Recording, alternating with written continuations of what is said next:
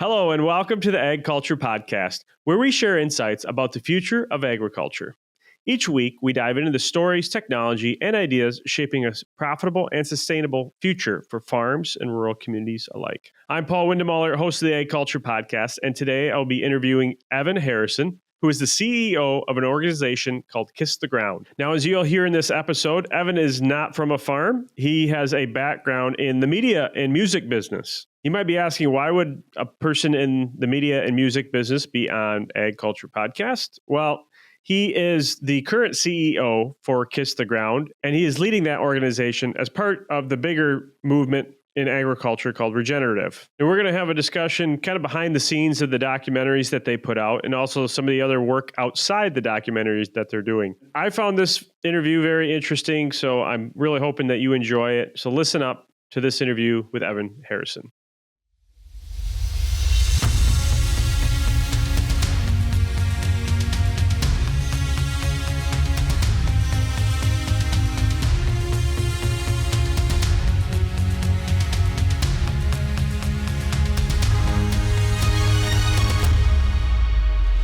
Well, today on the podcast, I have the privilege of bringing on Evan Harrison, who is the CEO of Kiss the Ground for the last few years now. So welcome to the podcast, Evan.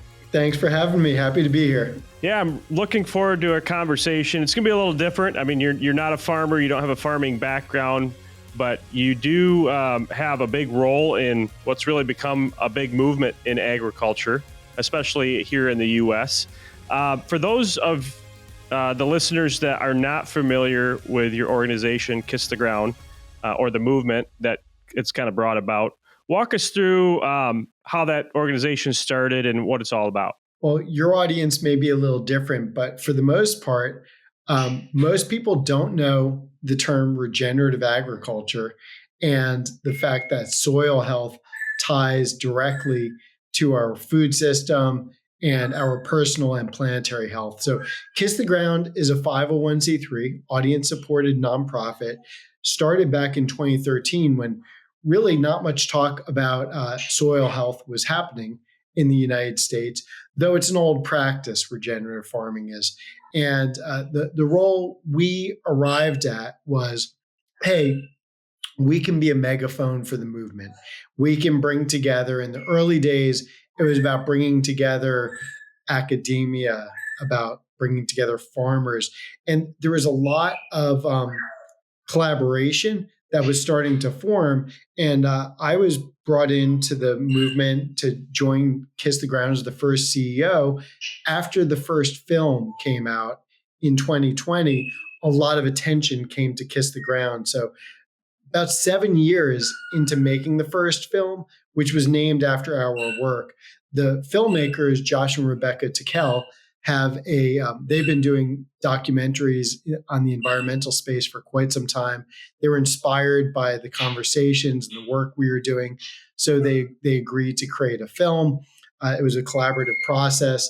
And when that film, narrated by Woody Harrelson, came out in 2020, it really put the movement on the map in a very material way. Fast forward to today, when I joined about 3.5 years, near 4 years ago now, my background is in the music industry and the media space. I wanted to look at statistics because everybody was talking about regenerative farming and soil health as if everybody knew what we were talking about. And I said, well, hey, I was on the board of the Surfrider Foundation. That's kind of my deepest connection to nature. And, I thought I knew a lot about the environmental space, but I'd never heard of regenerative agriculture until the film came out.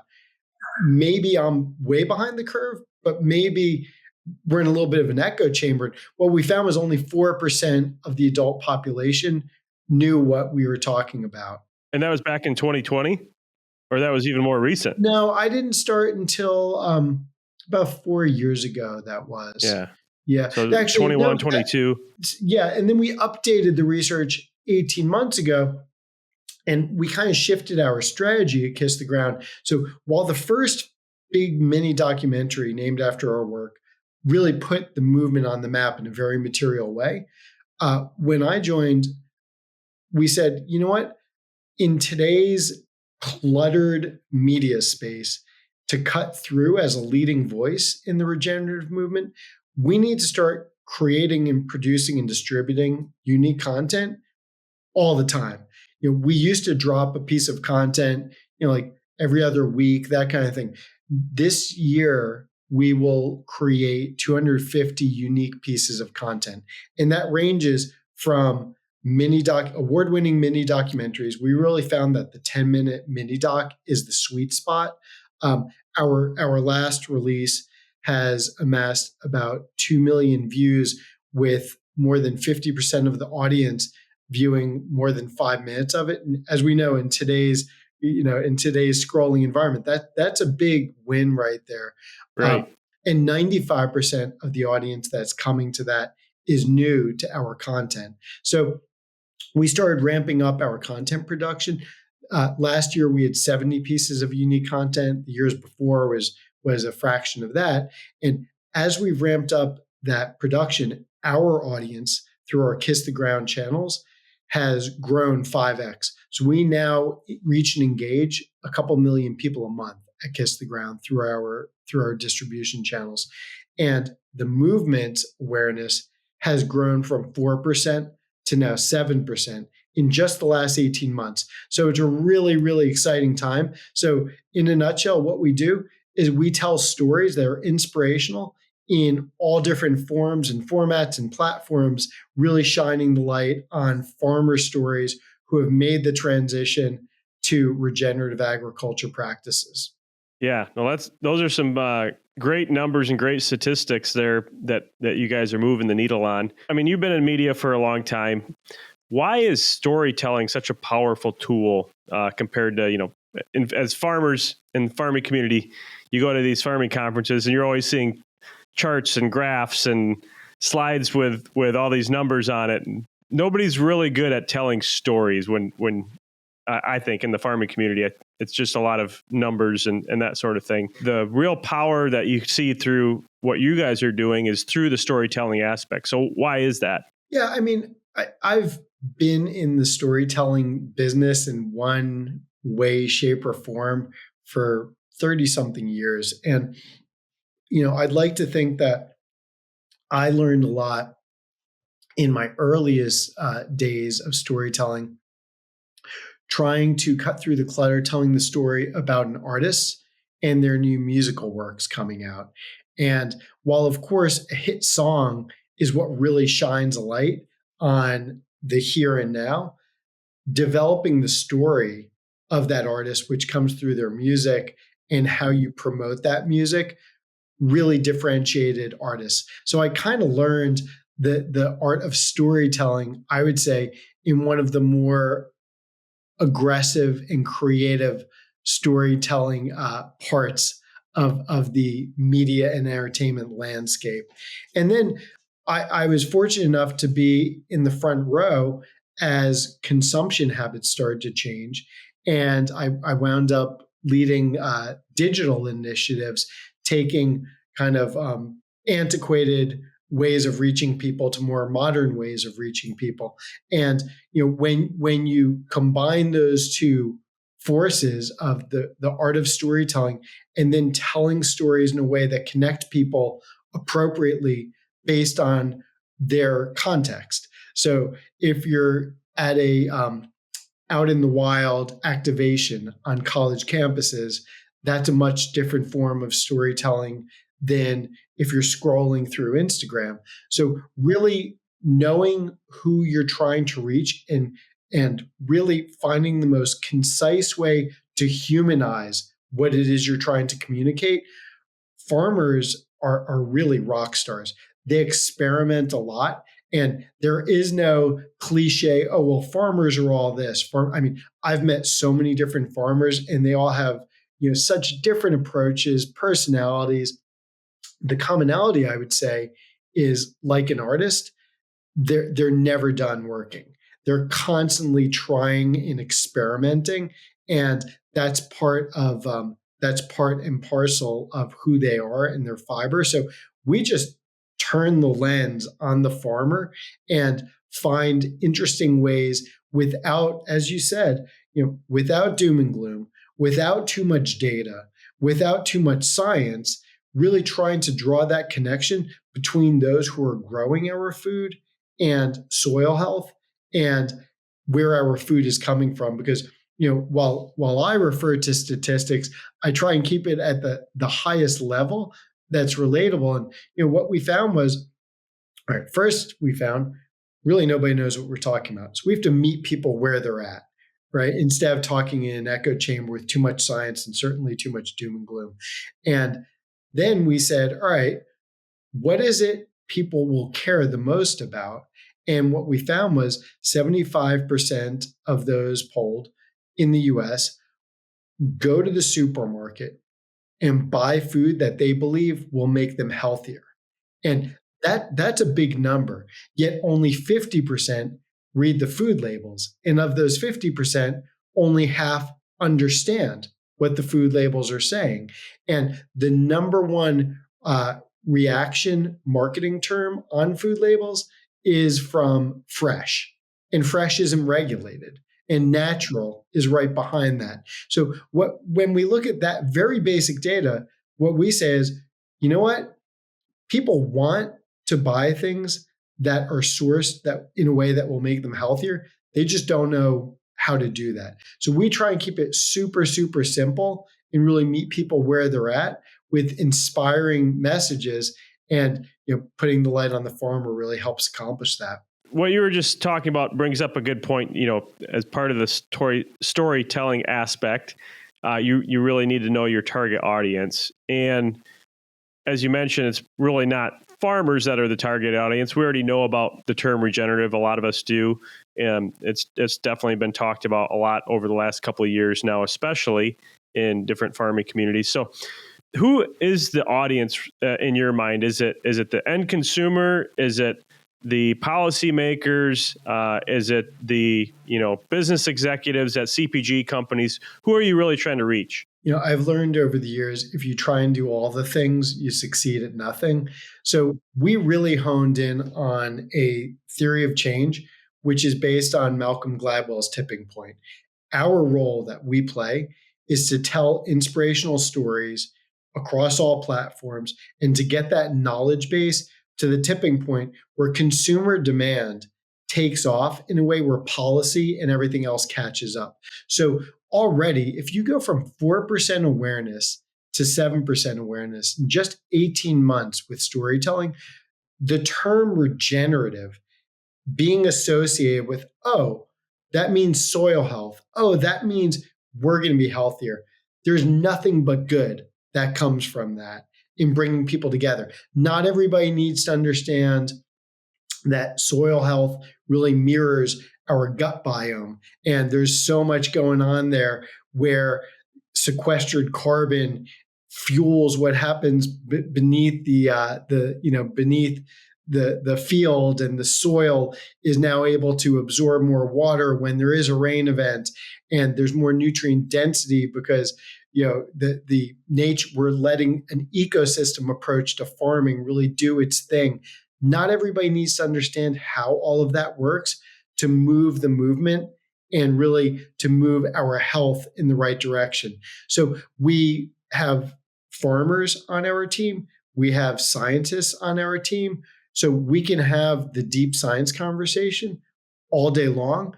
But I think the magic really happens by being inclusive and bringing people into the movement without shaming and overloading with too much data and too much science, to simply focus on the massive disconnect we have in our food system. There's no denying that we are not healthy, and that there's a direct correlation between that and our food system. So people want to buy what makes them healthier. We just need to make it easier. No, I've watched Kiss the Ground. I have not watched Common Ground yet. That's on my list yet. But many of the guests that were on Kiss the Ground had already been previous guests on our podcast that we've featured here and spent a lot of time talking about the regenerative movement. How did you get buy-in from those type of big name folks in the movement and get them to be willing to be part of something that could potentially be controversial? And farmers are usually already kind of suspect to to outside media sources, right? So how do you get somebody like that on board to go along with you? Well, what I would say is, the film was made by really the formation of bringing people together. And there was a lot of disagreement in the early days, and I wasn't a part of that, right? So I kind of got lucky. I tell everybody the first 4% is way harder than what I'm doing.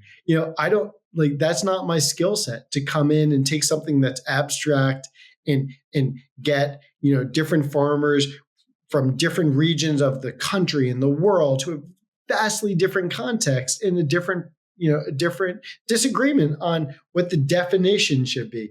That early, I did it in music, and I didn't get into the fights between different compression files. I just knew that consumers wanted digital music. And we went and created iHeartRadio, a big media company, and made it simple for people to consume digital music the way they wanted to.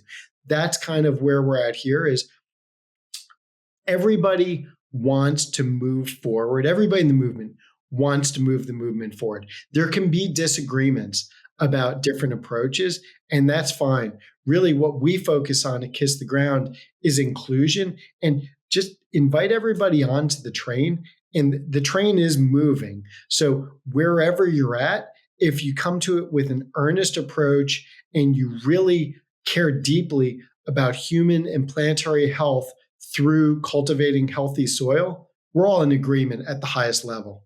Boiling what you were just talking about down kind of to its simplest question, what is exactly at the end of the day did the group or community decide the question we're really trying to solve or bring up or highlight out of these documentaries?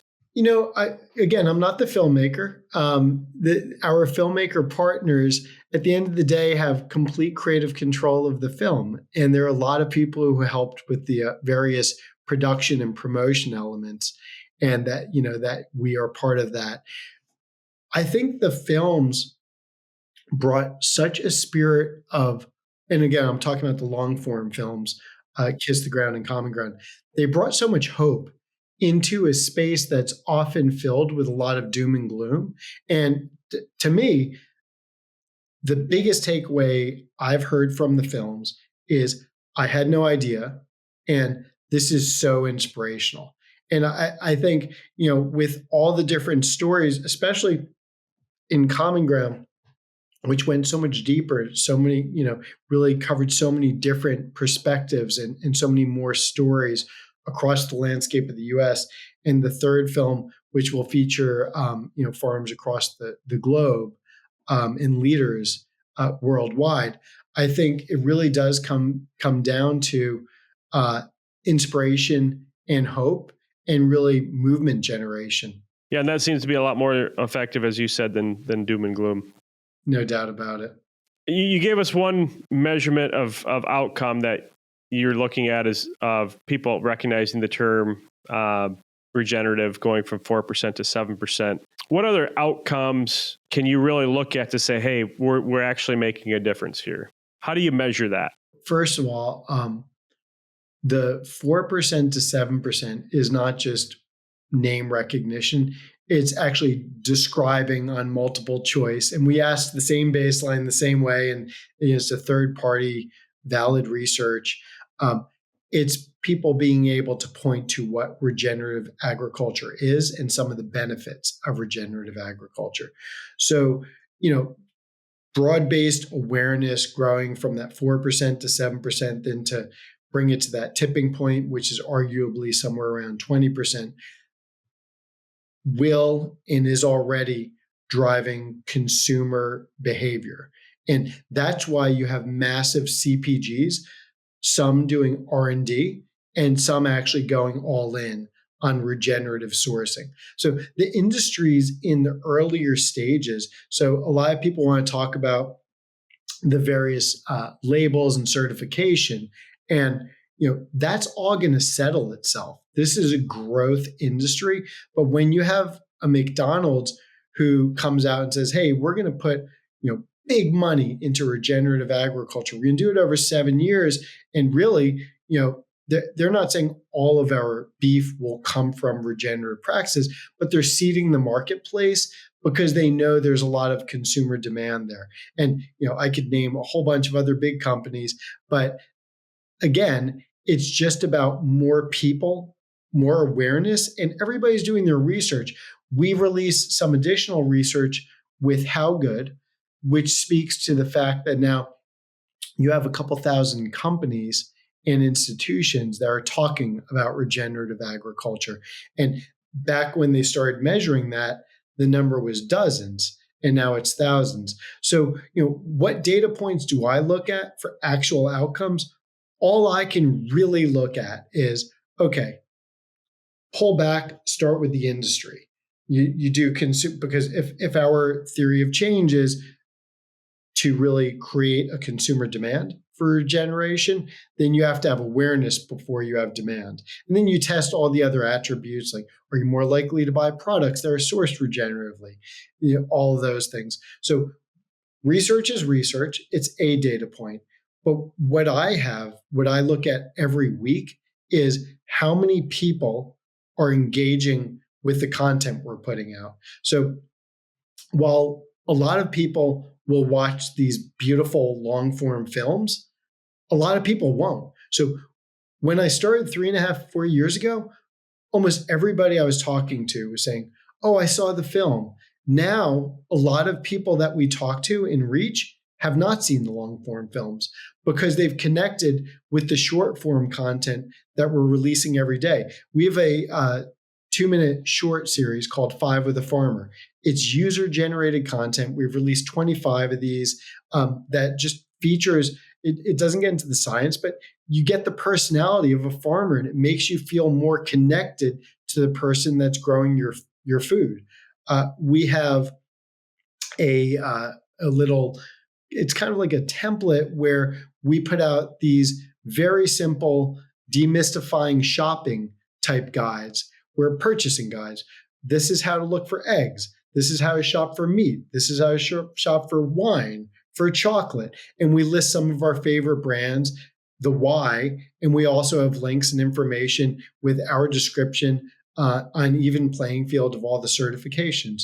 So, it's by showing up every day and meeting people where they're at. We measure every week, as most media companies do, how many people are we reaching, how many are engaging, and what's the sentiment to what they're, how are they reacting to that? So that's why you hear me talk about numbers a lot, because that's a real-time data point. And what I can tell you is over the course of just the last 2 years, we've grown our audience 5x and our engagement 3x. So we're now engaging a couple million people a month, whereas that used to be a fraction of that. And then, if you're familiar with the marketing funnel strategy, you start out in the wild with as much messaging as you can, and hopefully you engage them and they want to learn a little bit more. And then they come to they give you their email, they're on your newsletter, you've got their mobile, so your messaging,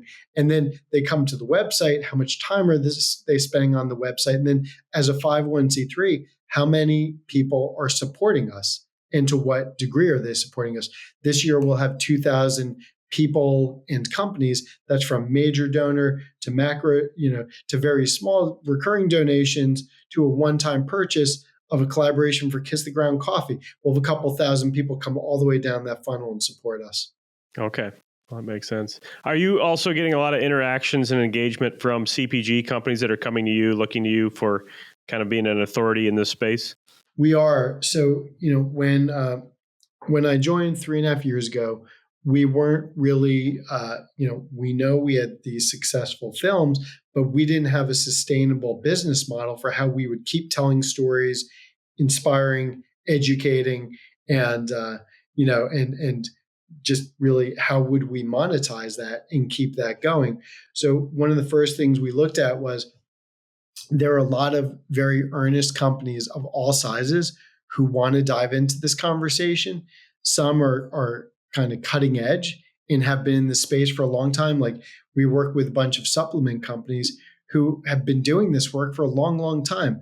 Kokora, which is the new project of the founder of Gaia Herbs. We work with both of those companies. We work with New Chapter, which is owned by a larger conglomerate, and they've been doing the work for quite some time. And they were actually ahead of the labels and a lot of the regulation they needed, but they were doing the right thing, really focusing on soil health and sourcing. We work with them. We also work with anthropology, and anthropology just started figuring out sourcing for regenerative cotton.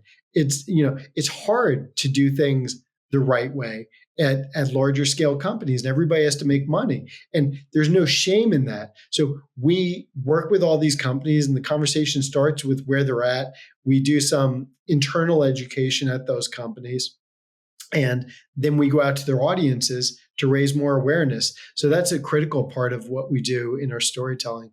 I think that's really important because, I just look at what the story that you told in Kiss the Ground. I like that you're bringing in some of those players and that they are interested and see the need for this because it's going to take a lot of groups, a lot of companies, a lot of people from all kinds of different sectors of the whole food chain in order to really turn things around and really be able to focus on, put a bigger emphasis on soil health and human health over, pure corporate profit or anything like that, which is still very important. We all need to make money. We all need to eat, pay for what we eat, right?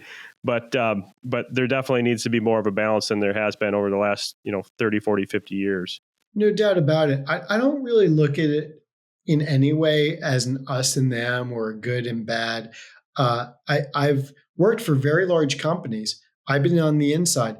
It's really hard to change and adapt business models. I mean, think about it like this. I worked for a $7 billion media company that was incredibly successful. The primary cash driver was broadcast radio.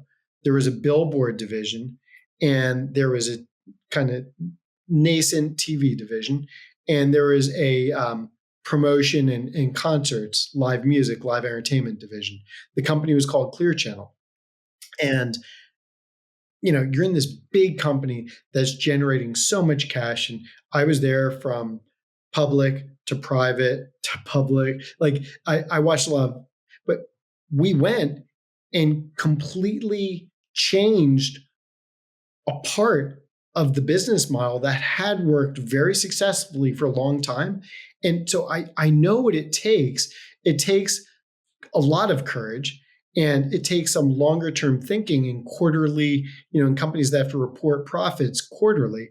And, the interesting thing is the competitors that didn't make changes fast enough, it caught up to them very, very quickly. So the name of the company is now the music service that we created then, iHeartRadio.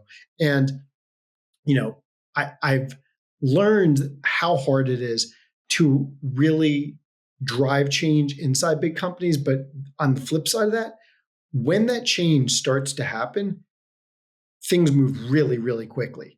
And that's what's so exciting to me about what we're working on now.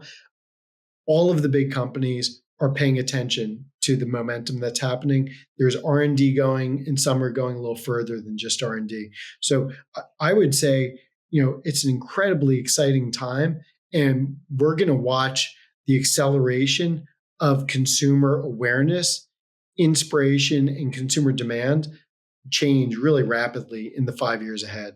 Do you think any of this needs to be policy-driven focused, or you think it can all be done through the marketplace, consumers demanding, a different product, and companies putting a bigger focus on human health and food health? I have debates with friends who, went to business school and studied and have different theories of change. I focus on what I can control. I can control winning over hearts and minds with inspirational storytelling, and that changes consumer behavior. All of a sudden, people are saying, oh, well, where's that coming from? Is that what's hurting my gut health, which is in turn, hurting my overall health? So there are very talented people really focusing on the policy level. And I think that's incredibly necessary. That's just not the space we are occupying. We did some work in that area, and for a $3 to $5 million nonprofit to try and affect change in DC with that kind of a budget, our stories. You hit on this earlier. Our stories reach farmers, consumers, policymakers. Our stories reach everybody. So we're getting a little bit of that halo effect with our storytelling. I love the fact that there are opposing and complementary theories of change that are all in the movement, all working together. They're all focused on a different lane, but it's all moving everything in the right direction. So you've got another short mini documentary coming out soon. Could you give us a little glimpse into what that is and maybe some of the issues or holes that it addresses that you didn't hit in the first two films? So this is what I'll share with you. The big films that are all on Amazon Prime now, which is Kiss the Ground and Common Ground, and the third film that doesn't have a release date yet, that will focus more on a worldwide perspective. Those are amazing long-form documentaries that really have, moved the movement in such a material way. What we work on every day at Kiss the Ground, we're a nonprofit with 11 full-time employees. We're about 30 people all in working on this. We release content every single day. We've really bucketed it into a couple of different series. And the first series is an award-winning mini document series called Stories of Regeneration. Our last story, we did a part 1 and a part 2 to begin on a massive farm outside of, actually in Delaware. And this is a commercial farmer that's growing commodity crops who is interested in regenerative agriculture. And he started to take like little test plots of land right out by the highway. So the whole community would say, what's he doing with those 18-inch rows? Sure. What's going on there? And so we documented part 1 and then part 2. And in part 1, he was doing cover crops and, he was doing rotations. And what he found was by saving money on inputs, first of all, the soil retained more water, and while the costs were lower, of course, the first yield was lower. However, he was so inspired by the success of the soil starting to rebuild health that he expanded that to a much greater area and tried some new crops in that area. So we document those stories in these 10-minute looks that we self-release, available on demand. All of this is at kisstheground.com. We then went to a farm in outside of Tucson, which is desertified land, and a farm named Yadi Wang. Much different challenges.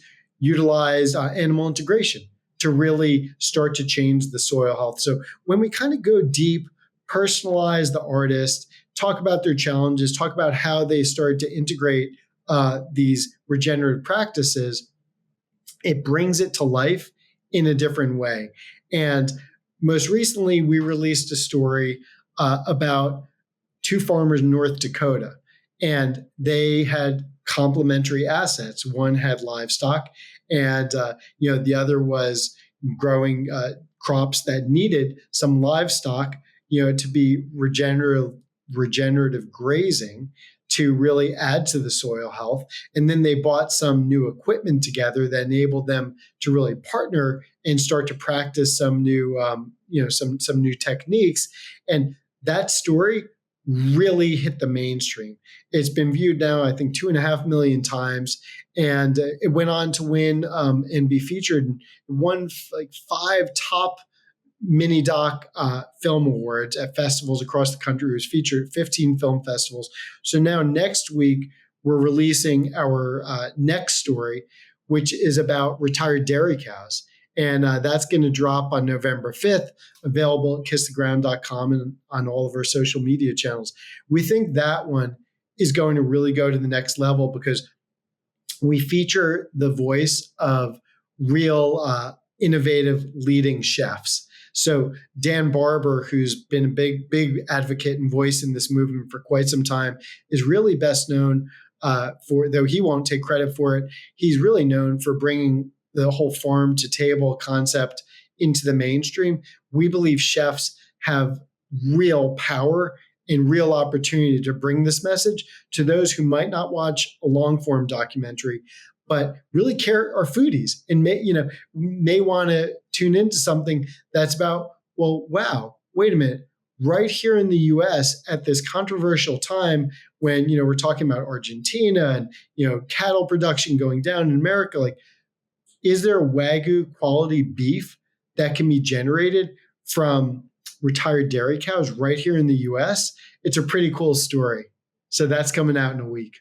I'm looking forward to seeing that one. So as a dairy farmer, I always enjoy those type of stories.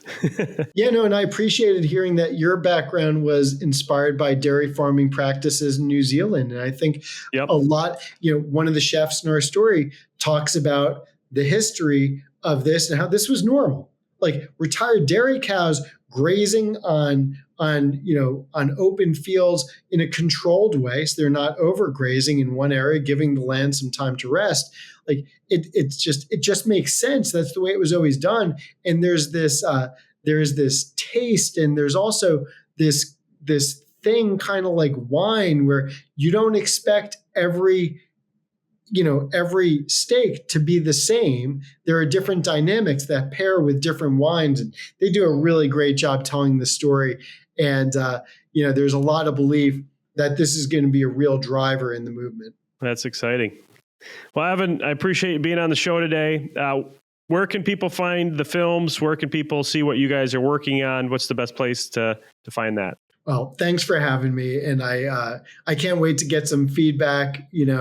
Hopefully some of this is new news to your audience. Kisstheground.com. Follow us on any of our socials, sign up for our email newsletter. Some of the content will really speak to you and you'll want to share it with others, and bring more people into the story. We are a nonprofit, we're audience supported. So, we operate as efficiently as possible. We spend less money now creating more content, and all surplus revenue after our baseline expenses is going directly to small and medium-sized farmers. This year, we wrote $500,000 in checks to directly to small and medium-sized farmers to help them further advancing more regenerative acres. That's going to lead to 73,000 acres being transitioned to regenerative practices by buying equipment, by buying supplies, by on-the-ground education, et cetera. So anybody who's eager to dive in, kisstheground.com. Awesome. Well, thanks so much, Evan. Thanks for having me. Take care. Well, that's a wrap for another week of the AgCulture Podcast. Thanks for listening to this episode with Evan Harrison, CEO of Kiss the Ground. As always, we will have links to their websites in our show notes. And if you would be so kind as to share this with somebody that you know that would find value in this episode, really appreciate that. That's how we grow our audience here at the AgCulture Podcast. So until next week, I'm Paul Windemuller. Thanks once again for listening to the AgCulture Podcast.